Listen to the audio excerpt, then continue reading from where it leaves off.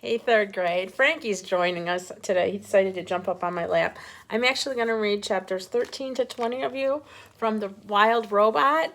I hope you're enjoying the story. I hope you're paying attention. This is definitely sort of a science fiction kind of book, I would suggest. Definitely fantasy, but I think it probably even falls into science fiction. So sit back, relax, and enjoy as I read The Wild Robot. Daybreak, and the storm had passed, but the sounds of water were everywhere. The air was filled with the dripping sounds of mountain runoff and the sloshing sounds of flooded streams. And then came a very different sound. It was the clanging sound made when a robot slips on a wet rock. There were quite a few clangs that morning. As Roz worked her way downhill, she scanned the aftermath of the storm.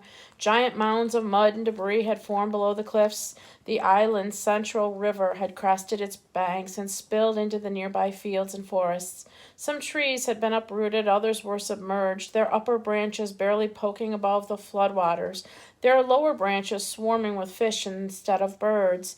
After such a storm, you might expect to see animal corpses scattered among all the devastation, but the animals seemed to have survived just fine. Somehow they had known the storm was coming, and they had found shelter long before it rolled in. Lowland creatures who had sought refuge on higher ground were waiting patiently for the water to recede. Deer were wading through the flooded fields. Beavers were busily collecting a trove of fallen branches. Geese honked in the sky before splashing down into the watery section of the forest. Clearly the animals were experts at survival. Clearly the robot was not. Roz was crusted with mud and grit, so she gave herself another good cleaning, but that only revealed her dents and scratches. They were really starting to add up. She hardly resembled the perfect robot who had appeared on the shore just a week earlier. The wilderness was taking a toll on poor Roz, so she felt something like relief when she spotted the quiet hole in the side of the mountain. It looked like a safe place for a robot. She stomped across the hillside and up to the cave, but never stopped to wonder what might be lurking within. The bears. There's a picture of the bears. You can kind of make a prediction about what's going to happen with the bears, and it looks like Roz is running.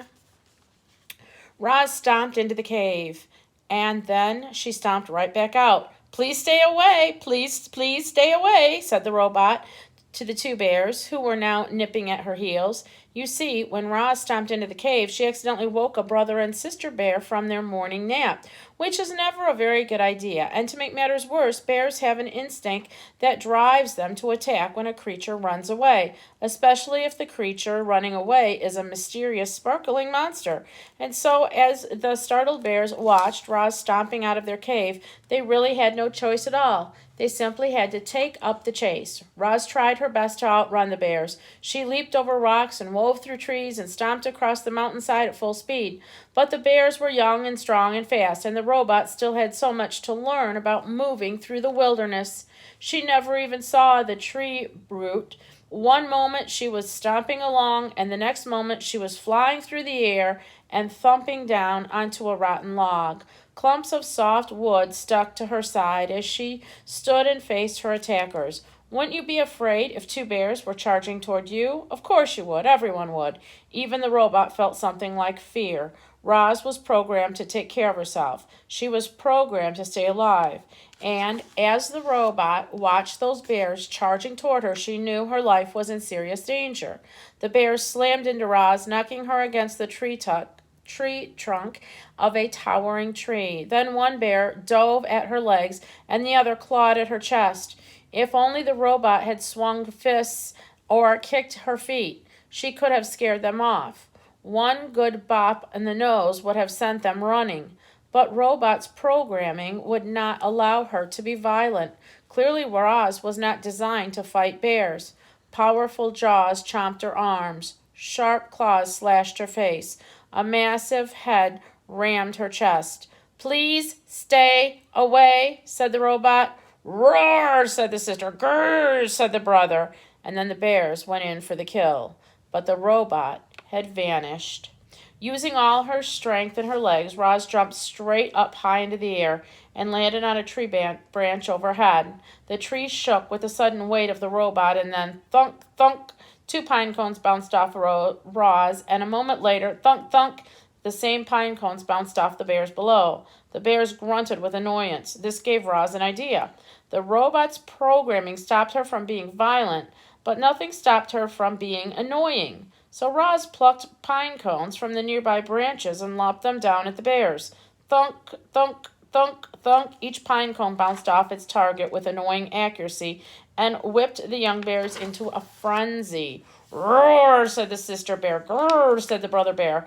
I do not understand you bears, said Roz. Roz was about to upload a whole armful of annoyance pine cones when a distant roar echoed through the forest. Back at the cave, the mother bear was calling for these two, and she did not sound too happy. The young bears looked at each other. They knew they were in trouble. But before lumbering home, they glared up at Roz and snorted one last time. More than anything, they wanted to kill that robot. There's a picture of the bears at the bottom and Roz up in the tree.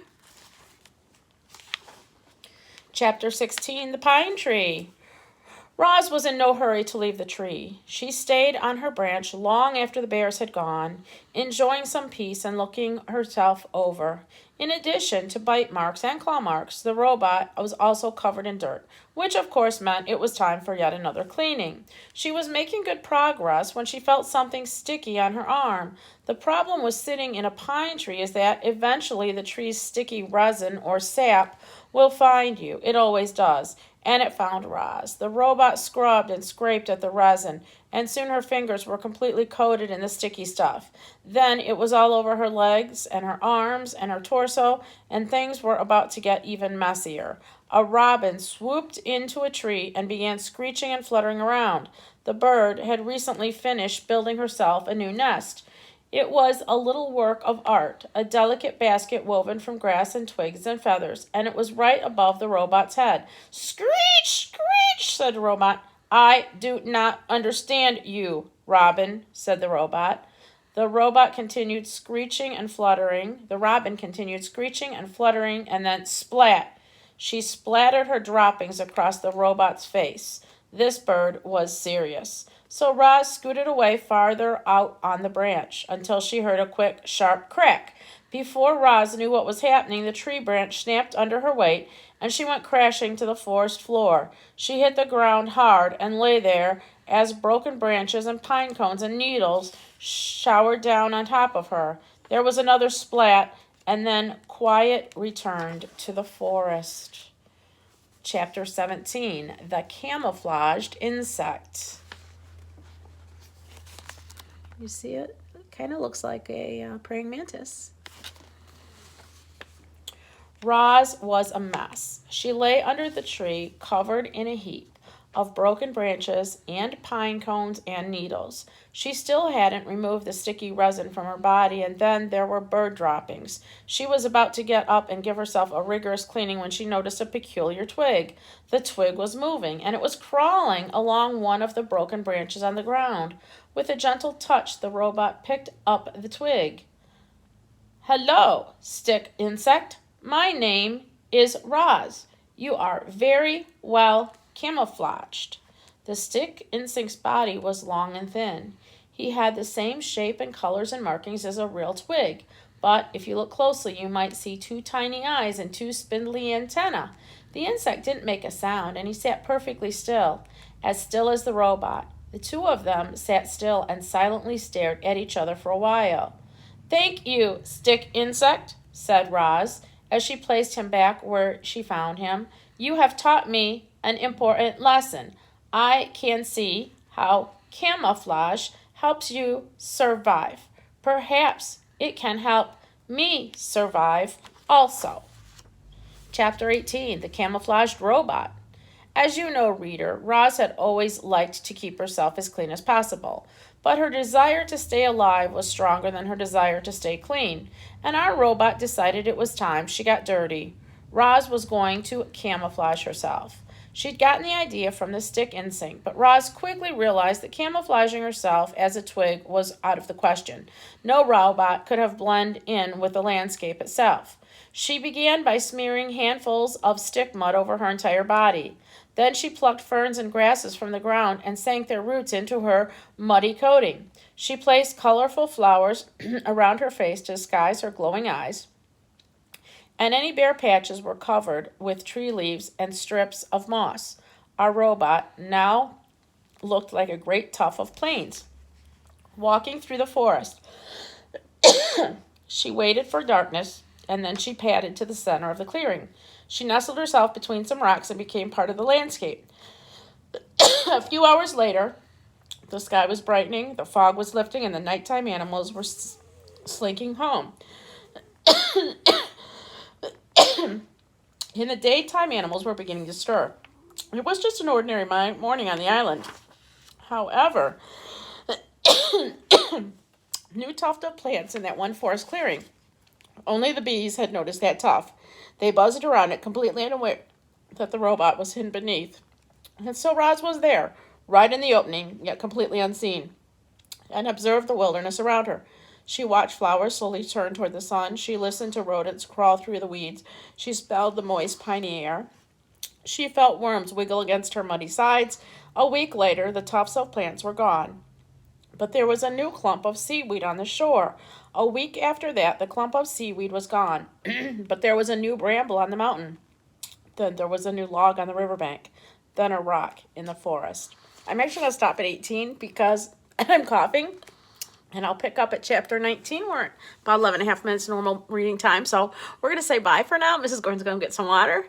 And I will read to you next time. Bye-bye.